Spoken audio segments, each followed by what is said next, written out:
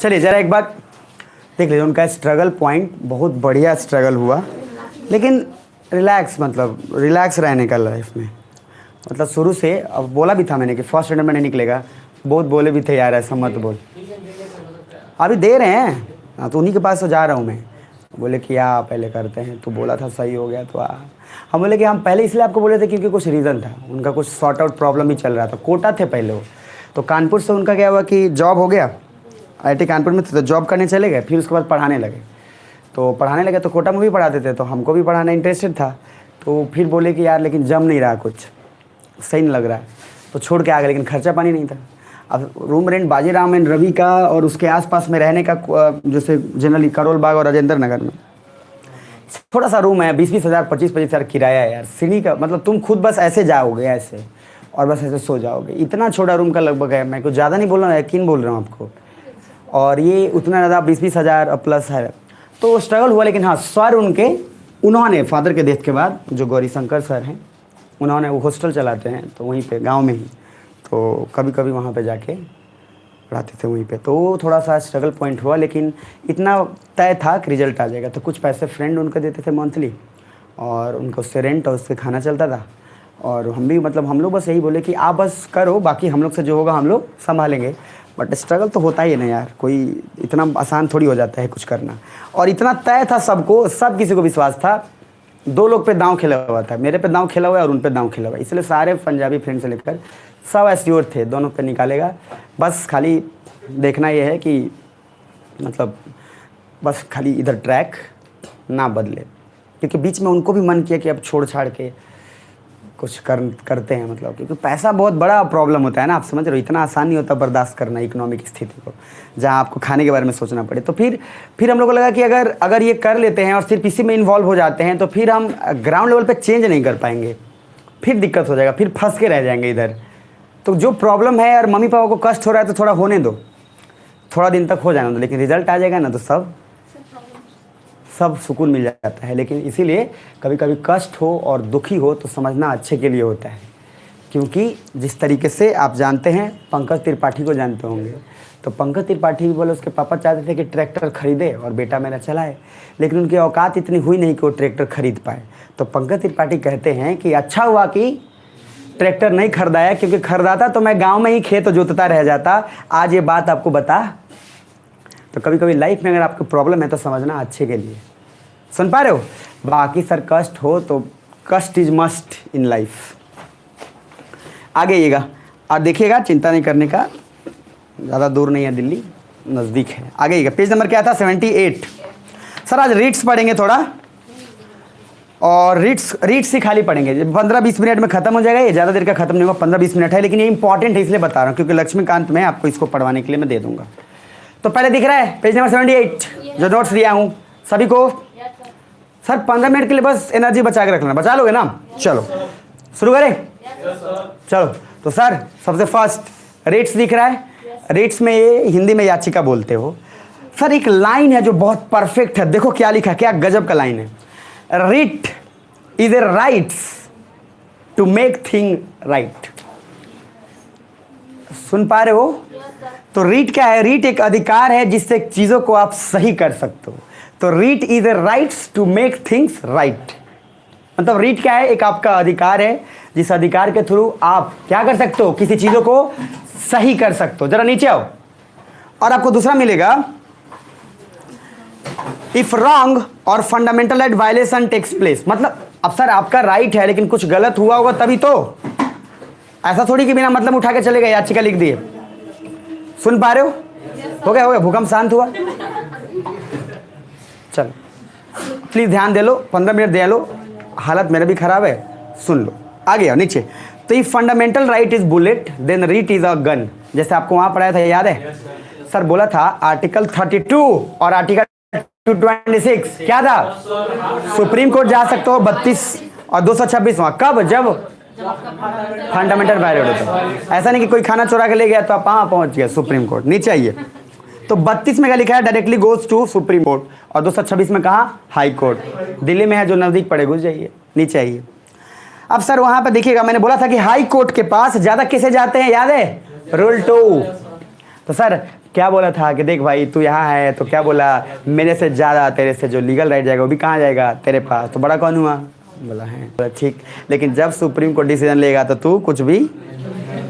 तो सर नीचे आओ, तो हाई कोर्ट में मैंने लिखा है fundamental right plus statutory right. Statutory rights तो सारे लीगल राइट्स जो आपके पास हैं फंडामेंटल राइट्स के अलावा, बस मैंने बोला था, और बस समझना कि आगे आएगा, चिंता मत करो। तो स्टैट्यूटरी राइट मतलब क्या, वो सारे आपके अधिकार जो फंडामेंटल राइट्स के और अलावा हैं उन सारे के थ्रू आप हाई कोर्ट में जा सकते हो, कोई तकलीफ नहीं है। लेकिन सर सुप्रीम कोर्ट में मुंह उठा के आप नहीं चले जाओगे। सुप्रीम कोर्ट में डायरेक्टली कब जाओगे, जब आपका फंडामेंटल राइट वायलेशन होगा तब।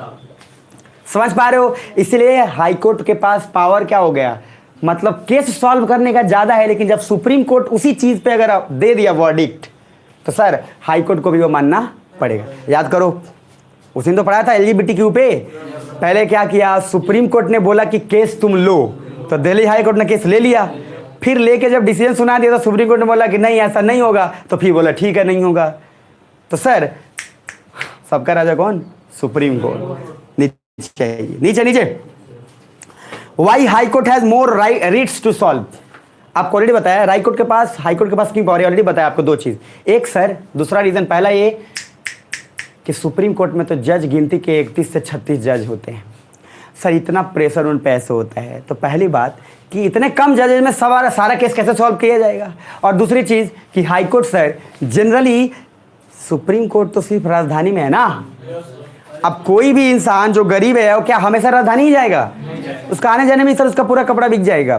तो बेसिकली सर हाई कोर्ट में क्या है, आपके राज्य में है तो आप इजिली तो जा सकते हैं ना, अरे हाँ है ना, क्या सुन पा रहे हो सर, नीचे आना। उसके बाद क्या है, because if it is highest legal authority of state, वहां लिखा है मैंने ऑर्डर से आती है, law and sorry legal rights law and order से आती है, और लॉ एंड ऑर्डर एक स्टेट लिस्ट का सब्जेक्ट है, वो राज्य की सूची में आती है लॉ एंड ऑर्डर। नीचे आओ, और this is done to ease the burden of supreme court because already many cases are pending in supreme court and only 31 से 34 जजेज are there, so if everyone go directly in supreme court then practically it's very impossible. तो जज इतने कम हैं, cases इतने ज़्यादा हैं sir, cases तो खत्म ही हो जाते हैं, लोग मर जाते हैं, उसके बाद फैसला आता है, तो सर ये सब कहाँ से इतना पॉसिबल है, इसलिए हाई कोर्ट को भी बोला कि ज़्यादा केस वहाँ। नीचे आओ, सो आर्टिकल 32 के अंदर राइट टू कॉन्स्टिट्यूशनल रेमेडीज जो बोला था, राइट टू, याद रखिएगा इधर सब सुन लेना कि संवैधानिक में संशोधन के लिए कोई चीज़ अलग है 368 और सब अलग समझो, लेकिन राइट टू कॉन्स्टिट्यूशनल रेमेडीज मतलब होता है कि अगर 32 के अकॉर्डिंग आप सुप्रीम कोर्ट जा सकते हो तो उसी 32 के अकॉर्डिंग सुप्रीम कोर्ट को आपकी बात सुनना पड़ेगा, ये भी उस पर बाइंडिंग है। मतलब आपका फंडामेंटल राइट वायलेट हुआ तो कहां जाओगे, सुप्रीम कोर्ट, आर्टिकल 32 के अकॉर्डिंग। उसी में ये भी लिखा हुआ है कि सुप्रीम कोर्ट को वो केस कंसीडर करना पड़ेगा अगर किसी का फंडामेंटल राइट वायलेट हुआ है तो सर सुप्रीम कोर्ट भी उसमें जवाबदेही है, और जो इंसान जा रहा है उसका हक है, क्योंकि सर क्या बोला, बुलेट है और गन नहीं है तो फिर किस काम का है। सर नीचे आओ, नीचे। सो इट्स लाइक कि आपका फंडामेंटल राइट्स वायलेट हुआ तो आप आखिर करोगे क्या। So article 32 is the way by which you can go to supreme court. So अपने आप कुछ नहीं करता बट इससे थ्रू सुप्रीम कोर्ट जा सकते हैं। आर्टिकल 32 सिटीजन को पावर देता है कि वो डायरेक्टली सुप्रीम कोर्ट जा सके, and also article 32 supreme court को भी यह पावर देता है कि आपकी सुन सके।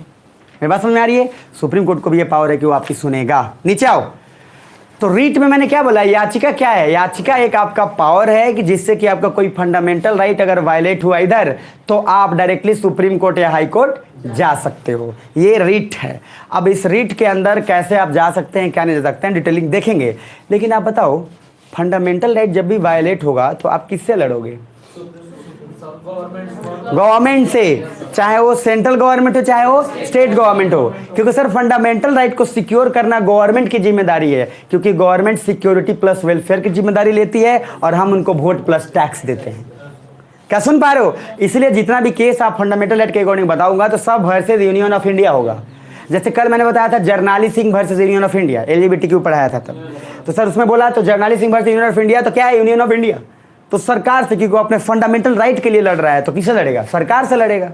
नवतेज सिंह जौहर केस बताया तो सर वो भी लड़ेगा तो किससे लड़ेगा, सरकार से लड़ेगा। तो इसलिए दिमाग में रखना है सर। नीचे आइए, दिल्ली, अगर आप एग्जाम्पल मान लो आप सर दिल्ली से उत्तराखंड जा रहे हो, लेकिन छोड़ो इधर इधर आप पटना से आ रहे हो, इधर आप बस में चढ़े, बस वाले ने मना कर दिया, बोला कि तुम नहीं चढ़ सकते। बोला क्या है, बोला मेरी मर्जी, लेकिन बस थी किसकी, गवर्नमेंट की। तो सर बस वाले ने अगर मना कर दिया कंडक्टर ने, क्यों, क्योंकि आप काले हैं, या क्यों क्योंकि आप ऐसे हैं, कुछ बोल के नहीं चढ़ने दिया, तो आपका क्या हुआ, फंडामेंटल राइट क्या हो गया, वायलेट, क्योंकि आपको इक्वालिटी का अधिकार भी नहीं मिला और आपको सर भेदभाव कर दिया गया। तो आप क्या करोगे सर, आप सर कहाँ जाओगे, दो ऑप्शन है, या हाई कोर्ट या, अब मान लो आप चले गए सर सुप्रीम कोर्ट, कहाँ गए आप, सुप्रीम कोर्ट काहे गए, इसलिए गए आप ये सोचे कि बीएसआरटीसी की बस है तो किसकी है, बिहार की, अरे बिहार की बस, मतलब हो सकता है कहीं मैं बिहार गवर्नमेंट के पास जाऊं तो मतलब अगर हाई कोर्ट में जाऊं तो हो सकता है कि गवर्नमेंट हो तो शायद हमारा कंसीडर ना करे, हालांकि करेगा वो कंसीडर, लेकिन एक आदमी तो थोड़ी देर के लिए सोच सकता है ना कि उससे बढ़िया कहाँ चलते हैं, सुप्रीम कोर्ट। ठीक है सर, 32 में जब सुप्रीम कोर्ट जा सकते हैं और हमारे पास पैसा है तो क्या दिक्कत है, चलते हैं ना, कहाँ सब पैसा है, आप पेंटालून्स का खरीद सकते हैं, तो काहे ला जाए हम वहाँ का खरीदने, सीधा सा बात है, पैसा नहीं है तब। तो आप क्या कहाँ गए, सुप्रीम कोर्ट, बोले कि सर देखिए हम कोई बस में नहीं चढ़ाया, बोले काहे रे, बोले सर हम काले हैं लेकिन दिल वाले, तो बोला ठीक है जो भी है तेरा केस हम लेते हैं, केस लिया। अब सुप्रीम कोर्ट क्या करेगा सर, एक आराम से प्यार से एक लिखेगा लव लेटर, क्या लिखेगा, ऊपर में ऐसा ऐसे ही लिखा रहता है, ऊपर में लिखा रहता है बड़े अक्षरों में रीट, नीचे गवर्नमेंट का नाम लिखा रहेगा, मान लो बीएसआरटीसी है और लिखा रहेगा प्रिय बीएसआरटीसी, इनको बस पे चढ़ाया जाए, नहीं तो हम तुमको बस पर से उतार देंगे। समझ आ रहे? तो सर क्या हुआ, आपको एक लेटर लिखा गया, वो लेटर का नाम क्या है, रीट, क्या नाम है, रीट। जरा नीचे आओ, तो दिल्ली टू उत्तराखंड, अब सर नीचे उसको छोड़ दो, नीचे आ जाओ। वी कांट, मैंने बोला था कि रीट आपको फंडामेंटल राइट वापस दिलाएगा लेकिन मुआवजा आप ये बोलेगा सर हमको जाना था, बुकिंग किए थे पटना से मुजफ्फरपुर, मस्त 5 स्टार होटल बुक किए थे गजाधर में होटल है ना कोई, शायद नहीं है कोई है, तो सर अब होटल में बुक किए तो होटल का पैसा हमको चाहिए, होटल वाला बोल रहा है कि हम नहीं देंगे, तो सर आपको और सरकार को देना पड़ेगा। तो सर मुआवजा रीट से नहीं मिलता है, इसलिए क्या बोला गया था कि फंडामेंटल राइट से पेट किससे भरता है, डीपीएसपी से। जरा नीचे आइए सर, देखिए वहाँ पे हम बस अपना हक वापस मांगते हैं, ना कि हम बोले कि सरकार को जेल भेज दो, अपना बस अपना हक लो और मस्त रहो। आप ये भी नहीं बोल सकते कि सर ये हमको किया तो इसको जेल भेजो, इसको वो करो वो करो, आप ये नहीं बोल सकते कि सरकार को कि आप ये करो वो करो। सर वो सीधा बात है, जो है वो सरकार एक्शन लेगी, आपको तो मतलब पहले अपने हक से होना चाहिए ना, कि तुम्हारा हक वायलेट हुआ है तो तुमको हक मिले, कि किसी को जेल से देगा तुमको खुशी, कुछ लोग बोलेंगे नहीं हमको हक नहीं चाहिए पर इसको जेले में, कुछ लोग ऐसा भी होते हैं। तो ये सर हरामखोरी का नेक्स्ट लेवल है। नीचे आइए जरा, अब लोकल स्टैंडाई, पहले आप पढ़ाने वाला हूँ, अब यहाँ ध्यान से सुन लेना, 15-20 मिनट लगातार, मजा आ जाएगा। 3 टर्म बोलने वाला हूँ, पहला है लोकस स्टैंडाई, क्या है लोकस स्टैंडाई, दूसरा है पीआईएल और तीसरा है ज्यूरिसडिक्शन। ये 3 शब्दों को समझ लो, फिर टाइप्स पढ़ाऊंगा। पहला देखो क्या है, लोकस स्टैंडाई। लोकस स्टैंडाई मतलब होता है, इधर समझ लो, मेरी तरफ देख लो, उधर मत देखो, इधर इधर, बस 2 मिनट बहुत मजे से समझ लोगे। रीट, लोकस स्टैंडाई का मतलब होता है कि आपका इस केस से क्या संबंध है। जैसे मान लो आप घूमने गए, आपके बगल में दुबे जी रहते थे, तो दुबे जी ने क्या किया, आप घूमने गए थे तो आपका दीवार तोड़ के और अपना आंगन बना लिया, आपके घर में कोई नहीं था, तब तो उधर से चौबे जी देख रहे थे। कौन देख रहे थे, अब जैसे ही आप घर से आप वहाँ घूम के आए, तब तो देखिए अरे तो मेरा दीवार जो है टूट गया और आंगन किसी और का बन गया। तो ये चौबे जी तो देखे थे, चौबे जी बोले कि सब ये तुरलक हो, हम देखनी है, कौन तोड़ा, दुबे जी। तो चौबे जी अपना पूरा बोरिया बिस्तर उठा के पहुंच गया सुप्रीम कोर्ट। वो आदमी बोल रहा है हमको केस नहीं करना है, लेकिन बोला ऐसे कैसे, बहुत महाराज समाज का बात है, हम लेके चलेंगे। सब तो कौन आ गया, चौबे जी, लेकिन दीवार किससे टूटा था, आपका ना, अब थोड़ा कौन था, दुबे जी, और बोरिया बिस्तर लेकर कौन पहुंच गया सुप्रीम कोर्ट, चौबे जी। सुप्रीम कोर्ट बोला तू कौन रे, बोला हमारे दोस्त का दीवार टूटा है। तो कह रहा दोस्त को भेज, तू क्या आ गया, मतलब सर इस केस से उनका क्या लेना देना था लेकिन पहुंच गए बोरिया बिस्तर लेके। तो लोकस स्टैंडाई का मतलब क्या है कि इस केस से आपका क्या संबंध है, वो इंपॉर्टेंट है, ये नहीं कि कोई और उठा के वहाँ पे। तो मतलब यहाँ पे डायरेक्टली अगर आपके साथ कुछ हुआ है तो आप चुपचाप जाइए, आपके बिहाफ पे कोई और नहीं जाएगा। मतलब आपका इस केस से क्या संबंध है, क्या ताल्लुकात है, कुछ समझ आ रहा है। नहीं तो सर दीवार किसी और को टूटा, पहुंच कोई और गया, पहले ही पहुंच गया सतुआ तो लेके वहाँ अरे समझे, सतुआ तो लेके पहुंच गया, सर पीते रहेंगे खाते रहेंगे केस करेंगे नीचे अरे सुन पा रहे हो? बस 15-20 मिनट है, पुला के पढ़ा लेना है, सुन लो। लोकस स्टैंडाई को ऊपर में क्या लिखा है? What is your relationship with the case? अरे दिख रहा है? छोड़ दूं क्या? नीचे आओ। मैंने लिखा है वहाँ पे एग्जाम्पल लिखा है अमर, उसके बाद नेभस का प्रेम, सर समझ रहे हो? इधर चौबे जी, ये तीन लोग का नाम है। वहाँ देखो क्या लिखा मैंने, अमर ने चौबे जी की वाल तोड़ दी और अपना ज़मीन में मिला लिया। जब प्रेम घर पे नहीं था, दिन जब रिटर्न है तो उन्होंने कहा कि मैं अमर पे केस करूंगा, और चौबे जी बोरिया बिस्तर लेके कोर्ट पहुंच गए। जब कोर्ट ने पूछा आपका इस केस से क्या संबंध है, वो बोले कि मित्र है। तो प्रेम, तो कोर्ट ने कहा दिखना मत दोबारा इधर चौबे जी। वरना उसके बाद बताएंगे डाइजेस्ट लिखा हुआ है ना। अब आगे आप समझ लो, नीचे आओ। अब सर इधर आ जाओ। सर नोट्स ही ऐसा लिखा हुआ है, क्या करें? If someone is in jail then locus standi लगेगा ही नहीं, क्योंकि आप खुद तो कोर्ट नहीं जा सकते थे। देन आपके बिहार पे कोई लाइक दोस्त एंड फैमिली जाएगा। अगर कोई आदमी पहले ही जेल में है तो सर उसका उस जेल में चला गया, वो उसके पहले तो केस उस किया होगा, तो पहले डायरेक्टली संबंध लोकस स्टैंड में क्या है? आप पे जो कुछ हुआ है तो आप डायरेक्ट उस केस से क्या संबंध रखते हैं, वो मैटर करता है, उसके बाद कुछ नहीं। तो मतलब इसमें इन्वॉल्वमेंट डायरेक्ट किसका है? आपका। आपके बिहार पे कोई जा सकता है? नहीं। नीचे आना, नीचे ये जो ऊपर लिखा है उसको भी ध्यान मत देना, नीचे आना। PIL दिख रहा है? PIL, तो PIL क्या है? पब्लिक इंटरेस्ट लिटिगेशन, इसका फुल फॉर्म होता है, लिखा हुआ है पब्लिक इंटरेस्ट लिटिगेशन। मतलब पब्लिक के जनहित में आप जो याचिका दायर करते हैं, जिसको जनहित याचिका बोलते हैं, कि जनहित मतलब जन मतलब क्या? लोगों के हित के लिए जो आपने याचिका दायर किया उसी को बोलते हैं जनहित याचिका। अच्छा इधर बताओ, याचिका क्या डायरेक्ट वही आदमी डाल सकता है जिसके साथ हुआ है, या कोई भी डाल सकता है? जिसके साथ हुआ है तो फिर वो तो लोकस स्टैंडाई हो गया ना सर। आप देखो सोच के, आप एक गरीब आदमी था, गरीब झुग्गी में रहता था दिल्ली में। दिल्ली आज आपको साफ सुथरा दिख रहा है सर, उससे पहले का झुग्गी था पूरा बीच सेंटर में। आज उस सारे झुग्गी को हटा कर लगभग 40-50 किलोमीटर शहर से बाहर फेंक दिया गया, मान लीजिए। तो क्या आपको लगता है कि उनमें इतना कैपेसिटी है कि वो जाएंगे सुप्रीम कोर्ट? अरे जाएंगे क्या? तो सर उनके बिहाफ पे कोई आप में से और हम में से ही तो कोई जाएगा ना PIL दर्ज करने। क्यों? क्योंकि उस समय कोर्ट आपसे अगर पूछेगी कि आपका कोर्ट पूछेगी कि आपका क्या संबंध है इस केस से, तो आप क्या बोलोगे? बिकॉज सर उनका तो इतना हक नहीं है, तो PIL हमारा तो हक है। और PIL कोई भी दायर कर सकता है किसी के बिहाफ पे, अगर उसको लगता है कि इनके साथ नाइंसाफी हुआ है तो। इसीलिए PIL जो है वो हमेशा पोस्ट कार्ड या समथिंग किसी भी चीज से आप भेज सकते हो। PIL इनफैक्ट आप पोस्ट कार्ड लेटर से भी कर सकते हो, कुछ भी। आपको PIL के लिए कोर्ट में जाना जरूरी नहीं है।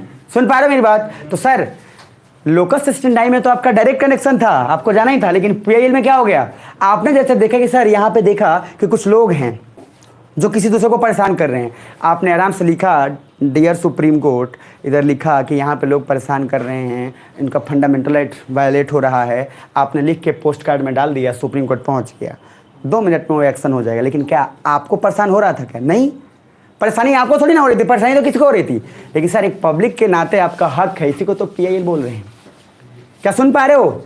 तो सर उनके पास इतना कैपेसिटी है नहीं कि वो जाएं। अब जैसे UPSC के एग्जाम से पहले मेंस में क्या हुआ था, पिछले कोरोना के समय बहुत मौका का सुप्रीम कोर्ट में चल रहा था केस कि सर एक एक्स्ट्रा अटेम्प्ट दिया जाए, क्योंकि जिसका लास्ट अटेम्प्ट था उसको लोग बोला था कि एक अटेम्प्ट दिया जाए, नहीं दिया गया अपने। लेकिन कुछ बच्चों का ऐसा भी था जिनका रिजल्ट आ गया था प्री का, और ये बोला जा रहा था मेंस का भी रिजल्ट आ गया था, और बोला जा रहा था कि तुम्हारा सर्टिफिकेट को ग्रेजुएशन में क्या हुआ, डिग्री सबका रुक गया था लॉकडाउन में। तो UPSC बोल दी कि डिग्री जिसके पास नहीं है हम उसको इंटरव्यू नहीं लेंगे। लेकिन सर डिग्री में बच्चों की क्या गलती थी? वो तो कॉलेज ने नहीं दिया ना, बच्चे ने तो डिग्री कंप्लीट ही किया। और अगर UPSC को ऐसा लगता है कि कोई बच्चा मेंस निकाल लिया है तो उसको इस बात का कैसे डाउट हो सकता है कि वो बोर्ड में या ग्रेजुएशन में पास नहीं हुआ होगा? जो कोई IAS का मेंस निकाल लिया है। तो सर यहाँ पे क्या हुआ है, सभी टीचर ने मिलकर PIL दायर किया। सर स्टूडेंट क्या, अगर स्टूडेंट PIL दायर करेगा तो स्टूडेंट पढ़ेगा कि PIL दायर करेगा? तो कोई होना चाहिए ना। मान लीजिए आपके साथ कुछ हुआ, मैं करूंगा कि सर स्टूडेंट का भला, स्टूडेंट कहाँ कितना भटकेगा, पढ़ेगा कि PIL दायर करता घूमेगा? आप समझ पा रहे हो? तो सर PIL कभी भी आप ऐसा नहीं कि उसमें डायरेक्ट कनेक्शन है, कोई भी डायल कर सकता है किसी भी तरीके से, मैसेज से, पोस्ट कार्ड से, टेलीग्राम कर दो, कुछ भी कर दो। मेरी बात समझ आ रही है? और सर वो ठोस रहा, उस पर एक्शन लिया जाता है सर, उसका काम ही यही है। नेक्स्ट आइएगा आगे। तो जरा मुझे आप बताइए सोच के, पेज नंबर 80 पे आ गए। तो पहला क्या पढ़े, लोकस स्टेंडाई, क्या पढ़े? तो लोकस स्टेंडाई का मतलब क्या था कि इस केस से आपका क्या संबंध है, डायरेक्ट संबंध। दूसरा क्या बोला सर, आपका इस केस से संबंध हो या ना हो, लेकिन आप लोगों के बिहाफ, उनकी भलाई के लिए जो आपने याचिका दायर करी है उसी को PIL बोलते हैं। यहां तक क्लियर है? पब्लिक इंटरेस्ट लिटिगेशन क्या है? Public interest litigation. तो पब्लिक इंटरेस्ट लिटिगेशन, सुन पा रहे हो? पब्लिक इंटरेस्ट लिटिगेशन हो गया। आगे आओ, नेक्स्ट। अब आओ सर, ज्यूरिसडिक्शन दिख रहा है? सर ज्यूरिसडिक्शन में बहुत मजेदार चीज है। इधर इधर इधर इधर, मान लो मर्डर कर दिया किसी ने, क्या कर दिया, और चला गया कंज्यूमर कोर्ट में। कौन सा कोर्ट में गया? मतलब सर मर्डर किया हुआ केस कौन से कोर्ट में गया? Consumer court. सर ज्यूरिसडिक्शन का मीनिंग होता है कि बेटा जो केस जहां का है वहीं पे उसको सॉल्व किया जाए। सर मर्डर का केस हुआ था और कंज्यूमर कोर्ट ने सुना दिया फांसी की सजा, क्या सुना दिया? ऐसा पॉसिबल है क्या? तो सर ज्यूरिसडिक्शन का मतलब ये होता है, देखो जरा, you can't file murder case in consumer court. तो सर हम जहां का कोर्ट है वहां जाओ ना, मर्डर कहीं और कंज्यूमर कोर्ट में फाइल कर दिए, नीचे आओ। तो ज्यूरिस मतलब होता है लॉ, और डिक्शन मतलब होता है हियरिंग, मतलब जो आपकी औकात है, जो आपका एरिया है उसी के बीच में आप सुनिए। नीचे आइए। Only you can file murder in criminal court means law hearing only heard by court if they belongs to that court. तो सीधी सी बात है, अब सर आप संभाल लिए थे V2 से और चले गए पेंटालूस में, बोले कि एक्सचेंज कर दीजिए। तो पेंटालूस वाला ट्रायल रूम में ले जाएगा आपको। ठीक है, और बंद करके उसके बाद बाहर आ जाएगा। आप सर ज़्यादा नहीं सोच रहे हैं। सो सुप्रीम कोर्ट है ज्यूरिसडिक्शन बाय आर्टिकल 32। अब सर देखो आर्टिकल 32 आपको ये बोलता है कि आप कहाँ जा सकते हो, सुप्रीम कोर्ट। अब आप हाई कोर्ट में जाके बोलो कि सर हम आर्टिकल 32 के अकॉर्डिंग आए हैं, 226 के अकॉर्डिंग, तो सुप्रीम कोर्ट छोड़ो। तो ये ले जाएगा, ये कहीं और ले जाएगा। नीचे आइए जरा। सो इशू क्या लिखा है मैंने, article 32 to issue writ and FR fundamental rights against government if fundamental violated by government. मतलब आर्टिकल 32 के अकॉर्डिंग आप कहाँ जा सकते हो, सुप्रीम कोर्ट। नीचे आइए। सिमिलरली हाई कोर्ट कहाँ जा सकते हो, 226 के अकॉर्डिंग। नीचे आइए। Writ can be filed against LEJ because anyone can commit a mistake, so depending on case by case we can file writ. हम LEJ ब्रह्मा विष्णु महेश किसी के खिलाफ हम लोग याचिका दायर कर सकते हैं, क्योंकि गलती कोई भी कर सकता है। तो ब्रह्मा विष्णु महेश कौन है, समझ रहे हो ना? लेजिस्लेटिव, एग्जीक्यूटिव और जुडिशरी। यहाँ तक ठीक। तो सर अभी मैंने क्या बताया, रीट। रीट में आपको पहले मैंने दो चीज बताया, writ is a rights to make thing right. Writ एक आपका अधिकार है आप सही करने के लिए चीजों को, अगर आपके साथ गलत हुआ है तो। दूसरा मैंने बताया आपको क्या, लोकस स्टेंडाई, इस केस से आपका क्या संबंध है डायरेक्टली। दूसरा मैंने बताया PIL कि आप अपने बिहाफ पे नहीं, किसी और के बिहाफ पे भी आप डाल सकते हैं उसकी भलाई के लिए। तीसरा मैंने बताया ज्यूरिसडिक्शन कि आपकी जो एरिया है उसी एरिया में आप न्याय दीजिए। क्रिमिनल केस का न्याय कंज्यूमर कोर्ट में नहीं होगा। जरा नीचे आइए।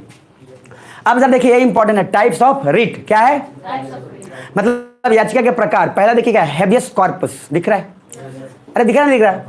तो सर हेबियस कॉर्पस, हाँ हिंदी में आपको सब मिल जाएगा, चिंता मत करिएगा। हेबियस कॉर्पस में पहले क्या लिखा है देखिए, इफ समवन इज क्लोज। अब मान लो आप आए हो, अभी मैं बाहर का दोनों सबका दरवाजा बंद करके मैं भाग जाऊं, आप सब लोग आए इतने सारे हो, दरवाजा दोनों सब बंद कर भाग जाओ, आप तो चिल्लाओगे, गलियाओगे भी। लेकिन सर सबसे पहले आपका फंडामेंटल राइट कौन सा ब्रेक हुआ, राइट टू मूवमेंट। मैंने किसी आपका मूवमेंट को क्या किया, रोक दिया। तो सर मूवमेंट को रोक दिया तो आपका फंडामेंटल राइट क्या हुआ, वायलेट। तो आप कहाँ जाओगे, सुप्रीम कोर्ट। अरे पहले गेटवा खोलेंगे तब ना जाओगे तुम। गेटवा तो खोलेगा तभी ना जाओगे, बिना गेटवा खोले ऊपर तो जाओगे क्या? इधर इधर ना, देखो तोड़ देंगे ये तो दया बन गई। आगे आइएगा। सबसे पहले तो पहला क्या लिखा है, if someone is restricted in the room. Next, habeas corpus movement is restricted and fundamental right to movement is violated, hence we can go to the court directly। but नीचे आइए, to produce a body before court, जैसे एक है कि अगर आप किसी को पकड़ते हो तो 24 घंटे के अंदर आपको कोर्ट के सामने लाना पड़ता है, चाहे किसी भी कारण से आप उसको पकड़े, उससे कोई मतलब नहीं, लेकिन 24 घंटे के अंदर कोर्ट में पेशी होनी चाहिए, ये रूल है। अब जरा नीचे आइए। तो हम आप लोग को 24 घंटे के अंदर कोर्ट में जाने ही नहीं दिए, तो हमने पहले बात वायलेट कर दिया रूल।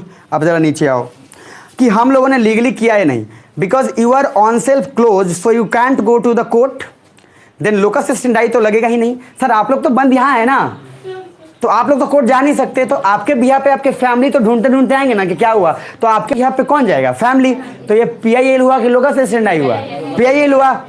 लोकस स्टैंड तो आप जा ही नहीं सकते ना बाहर। अरे समझ पा रहे हो? तो सर आपके बिहार पे आपके फैमिली मेंबर्स ने किया। जरा नीचे आइए, नीचे मैंडामस दिख रहा है। तो पहला है लोकस स्टैंडाई, नहीं, पहला है हेबियस कॉर्पस। हेबियस कॉर्पस में क्या आप मीनिंग समझे कि सर अब आपका फंडामेंटल राइट वायलेट हुआ है तो आपके बिहाफ पे कोई और जाएगा, जिससे क्योंकि आपका मूवमेंट को क्या कर दिया गया? रिस्ट्रिक्ट। यहाँ मूव बंदी प्रत्यक्षीकरण जिसको बोलते हैं। तो बंदी प्रत्यक्षीकरण मतलब क्या? आप हैं बंद, 24 घंटे के अंदर आपको प्रेजेंट करना था कोर्ट में, लेकिन हमने किया नहीं, हमने रूल वायलेट किया, तो आपके बिहाफ पे कोई और जाएगा। This is called habeas corpus. तो याद रखना है, राइट टू मूवमेंट का संबंध किससे? हेबियस कॉर्पस से। यानी कि राइट टू मूवमेंट आपका क्या है? रिस्ट्रिक्ट कर दिया गया। जरा नीचे आइए, बंदी बंदी बंदी मतलब क्या? बंद, प्रत्यक्षीकरण सामने लाना। नीचे आइए, दूसरा क्या दिख रहा है? मैंडामस दिख रहा है, मैंडामस। तो mandamus is an order by Supreme Court to do और नॉट टू डू समथिंग। देखो मैंडामस क्या है? जब सुप्रीम कोर्ट कुछ ऑर्डर करे कि आपको ये करना चाहिए या नहीं। जैसे मैंने आपको बोला कि सुप्रीम कोर्ट ने एक लव लेटर लिखा और लिखा कि सर बिहार गवर्नमेंट आप उसको बस में चढ़ा दीजिए, तो सुप्रीम कोर्ट क्या दिया? ऑर्डर। और फिर बोला ये भी ख्याल रखिए कि इसके बाद दोबारा से इसके साथ क्या, किसी और के साथ ऐसा ना हो। तो जब सुप्रीम कोर्ट कोई ऑर्डर दे और उस ऑर्डर में ये बताए कि क्या करना है और क्या नहीं करना है, तो उसको क्या बोलेंगे? मैंडामस। क्या बोलेंगे? क्लियर है यहाँ तक? जरा थर्ड पार्ट आइए। सर ये तीनों को ना एक साथ रखिएगा। जैसे पहला है प्रोहिबिजन और एक है सर्सिओरारी। दिख रहा है? दोनों एक ही साथ मैंने बनाया है, प्रोहिबिजन और सर्सिओरारी। सर्टिओरारी नहीं बोलिएगा, सर्सिओरारी। तो प्रोहिबिजन और अरे दिख रहा है? दिख रहा है सर? इधर देखो, P फॉर क्या होता है? पेंडिंग केस अवधि में रखना। देखो ऐसा हुआ, मान लो कि सर आप रॉन्ग कोर्ट में चले, इधर इधर मेरी तरफ देख लो, देख लो, देख लो। मान लो आपको सर किडनैपिंग या मर्डर केस था, आप सर चले गए कंज्यूमर कोर्ट में। कहाँ चले गए? और कमाल की बात है कि कंज्यूमर कोर्ट ने सजा भी सुना दिया। कंज्यूमर कोर्ट ने क्या किया? फैसला भी सुना दिया। तो सर इसको बोलेंगे सर्सिओरारी। क्या बोलेंगे? लेकिन सर आप रॉन्ग कोर्ट में गए हैं लेकिन केस अभी पेंडिंग है, प्रोसेस में चल रहा है, तो उसको बोलेंगे क्या? प्रोहिबिजन। इसीलिए P फॉर पेंडिंग केस और सर्सिओरारी है C फॉर कंप्लीट, मतलब वहां फाइनल सुना दिया कंज्यूमर कोर्ट ने। आप समझ रहे हो? सर हद तो तब हो गया, आप तो गलती गए हो सकता है, आप नहीं मान के चल गए, लेकिन वहां का सर सुना दिया कि बस जय हो हम ही हम हैं। क्या समझ पा रहे हो? तो पहला टाइप क्या था? पहला अरे हैबियस कॉर्पस, बंदी प्रत्यक्षीकरण, right to movement restricted.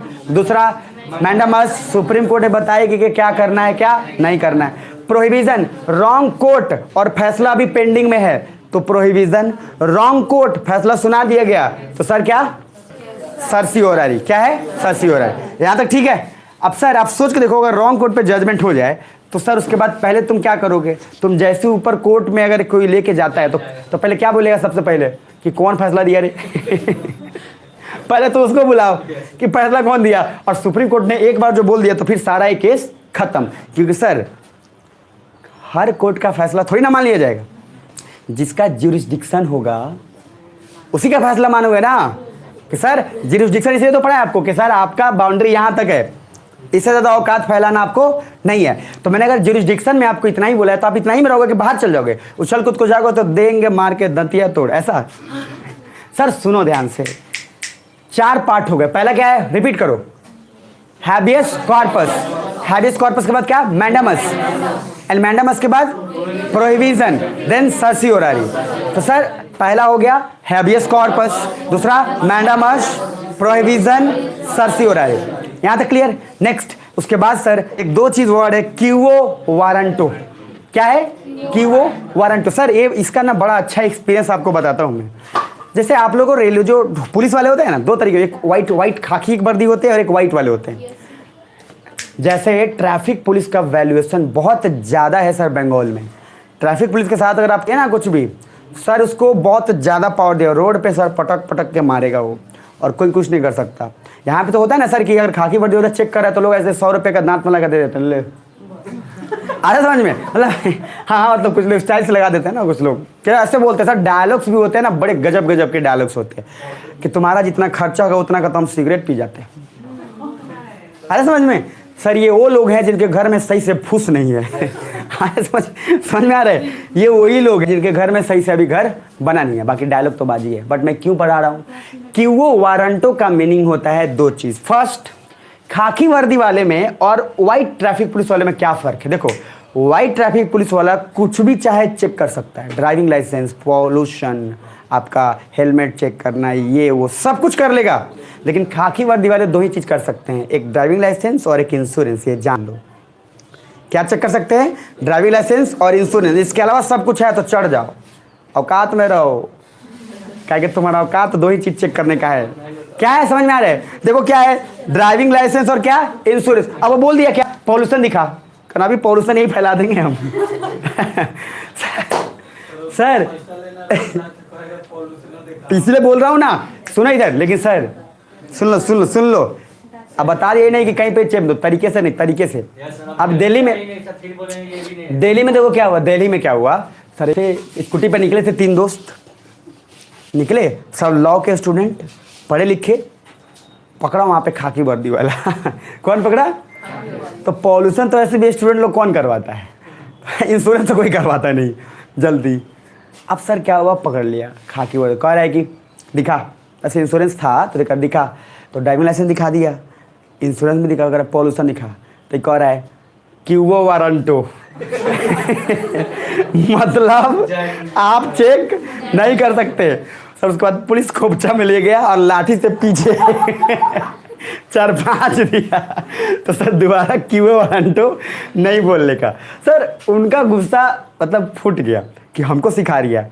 Actually खाकी वाले को भी ये नहीं पता कि हम क्या चेक कर सकते हैं और क्या चेक नहीं कर सकते। सर उसने ऐसा मार मारा, इतना लाल हुआ, दोबारा कभी क्यूवो वारंटो नहीं बोला। तो क्यूवो वारंटो का मीनिंग क्या है कि सर आप जब अपने औकात से ज़्यादा बाहर जाकर कुछ फैसला करते हैं तो जस्ट सुप्रीम कोर्ट आपको भेजती है और बोलती है, आपको सो कॉज नोटिस देती है कि आपने ऐसा क्यों किया, उसका कारण बताइए, क्योंकि आपका लिमिटेशन उतना ही था, तो इससे बढ़ के आपने फैसला क्यों दिया। सुन पा रहे हो? देखो वहां लिखा है, an any authority which exceeds और cross the limit of authority then supreme court will write a letter and order them to give show cause notice. Show cause notice मतलब क्या होता है, कारण बताइए कि आप अपने औकात से ज्यादा बाहर जाकर क्यों लिखे। अरे सो कॉज नोटिस सुनने को मिलता रहता है। नीचे आइए, that is explain your self, why did you do that. नीचे आओ, एग्जाम्पल देखो, खाकी वर्दी दिख रहा है, तो खाकी वर्दी में है डीएल और इंश्योरेंस, व्हाइट वर्दी सब कुछ चेक कर लेगा। They can't check PUC and others, only they can check DL and this. If खाकी वर्दी checks PUC and others then give punishment, then supreme court will order them to, उसको करके खत्म करें। क्योंकि अगर खाकी वर्दी ने अगर ऐसा बोल दिया है तो सर उसके अपने जुरिस्डिक्शन से बाहर जाके बात कर रहा है। तो क्यूवो वारंटो का मीनिंग क्या होता है कि सर आप अपने औकात में रहिए। औकात में रहने का सेंस कि सर जुरिस्डिक्शन में न्यायालय क्या है कि न्यायालय कभी भी गलत न्यायालय फैसला नहीं सुना सकता, जैसे कि कंज्यूमर कोर्ट वाला क्रिमिनल कोर्ट को सुना नहीं सकता। लेकिन यहाँ पे एक पर्सन अपने लिमिट से ज़्यादा बाहर जाके कुछ भी फैसला नहीं सुना सकता। ऐसा करता है तो सुप्रीम कोर्ट ऑर्डर देती है और इसी को बोलते हैं क्या, क्यूवो वारंटो। तो क्या क्या पढ़े, रीट पढ़े। सर देखो रीट आराम से क्लियर हो गया, ये एक बहुत बड़ा टॉपिक रहता है।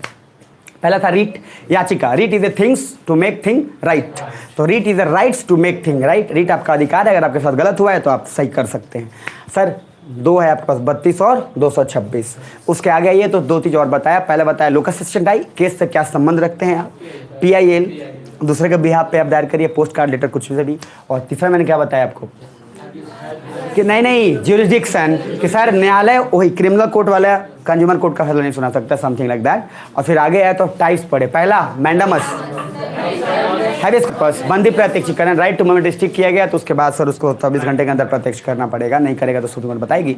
मैंडामस सुप्रीम कोर्ट ने बताया कि क्या करना है क्या नहीं करना है। तीसरा प्रोहिबिशन, रॉन्ग कोर्ट में प्रोसीडिंग चल गया केस का तो क्या हो गया, प्रोहिबिशन, और रॉन्ग कोर्ट ने फांसी का सजा सुना दिया तो सर वो क्या हो गया, सर्सियोररी। उसके बाद सर क्यूवो वारंटो, याद रहेगा, पुलिस को नहीं बोलने का क्यूवो वारंटो, नहीं तो उसके बाद दुहत्थी लाठी चलता है। अरे समझ में। तो सर यहाँ तक ठीक है, फिर आगे बढ़ेंगे और कंटिन्यू करेंगे। मजा आया? तो सर एक टॉपिक क्लियर हो गया, बाकी आगे डिस्कशन करें। अरे हुआ नहीं हुआ? तो बोलो जाइए। ठीक है, तो मिलते हैं कल, कंटिन्यू करते हैं।